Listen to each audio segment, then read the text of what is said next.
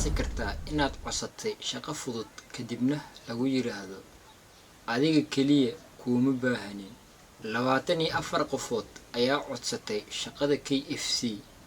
23 waa la qaatay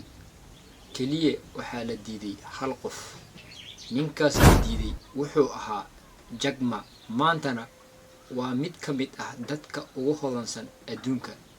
halka dadkii ay KFC shaqaaleysiisay ama ay qaadateena maanta aan la aqoonin magacooda sidee fashilkii loogu bedelay milyan dollar maanta waxaan u furi doonaa sirta guusha ee aan la aqoonin ee Jack Ma kama aanan dhalan qoys taajir ah wuxuu ku dhashay Hangzhou Shiinaha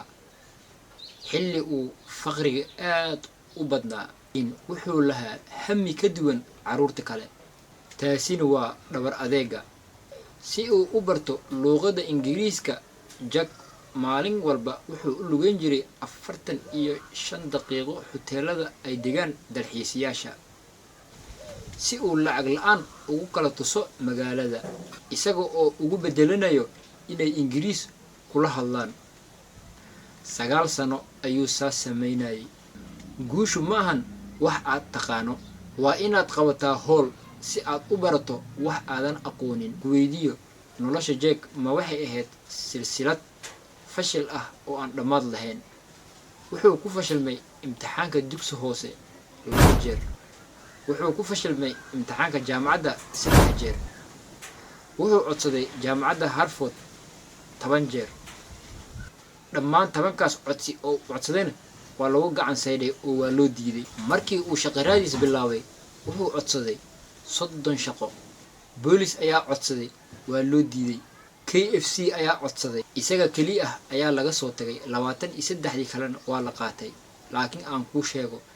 tani waa sirta Jack marnaba ma ooyin kumana fikirin inuu liito wuxuu aaminsanaa inuu maalimaha ka mid ah uu gaari doono meel weyn uusan gaarin qof bini aadin ah asaga hortiisa sanadkii 1995 isagoo Mareykanka jooga ayuu markii ugu horeysay wuxuu arkay internet wuxuuna ka baaray ereyga beer micnaha cabitaanka beer wuxuu arkay mid Jarmal ah iyo mid Mareykan ah laakiin mid Shiina ah ma jirin wuxuu ogaaday inay dunidu horumartay Shiinahan wili uu dambeeyo wuxuu u yeeray 17 saaxiibadiisa ah gurigiisa wuxuu u sheegay inuu rabo inuu sameeyo shirkad internetka ugu shaqeyso online ahaan oo magaceedu yahay Alibaba dadka badankiisu waxay u maleynayeen inuu waalan yahay Jack laakiin saaxiibadiisa ayaa rumeeyay sanadkii uu horeeyay ee Alibaba wax faa'iido ah kama uusan helin shirkadu waxay ku dhawaatay inay kacdo laakiin Jack wuxuu lahaa hal falsafad maantu way adag tahay barina way ka sii dhab badan tahay laakiin bari dambe waa maalin qurux badan wuxuu abuuray Taobao si uu ula tartamo shirkadda eBay oo markaas jirtay dadku waxay yiraahdeen ma gaari kartid eBay Jack wuxuu ku jawaabay eBay waa liwaax badweynta jooga laakiin anaga waxaan nahay yaxaaska wabiga Yangize haddii aanu wabiga ku dagaalanana yaxaaska ayaa guuleysanaya ugu dambeyntii shirkadda eBay waa ay ka carartay Shiinaha Alibabana waxay noqotay boqorka suuqa maanta Jack Ma waa bilyaneer laakiin markaad weydiiso sirta guusha wuxuu dhihi lahaa ha ka cabsani fashilka haddii maalintaasi Jack lagu aqbali lahaa inuu u shaqeeyo KFC laga yaabo maanta inuu maamulo yar ka noqon lahaa maqaaxi laakiin diidmadii KFC waxay ku qasabtay inuu abuuro wadadiisii u gaarka ah haddii dunida ku diido maanta hamurgoonin waxaa laga yaabaa in lagu diiday wax yar si lagugu diyaariyo wax ka weyn oo bilyan dollar ah haddii aad dareemayso fashil ama in lagu diiday xasuusnaaw sheekada Jack Ma adiguna waxaa tahay KFC-dii ku diiday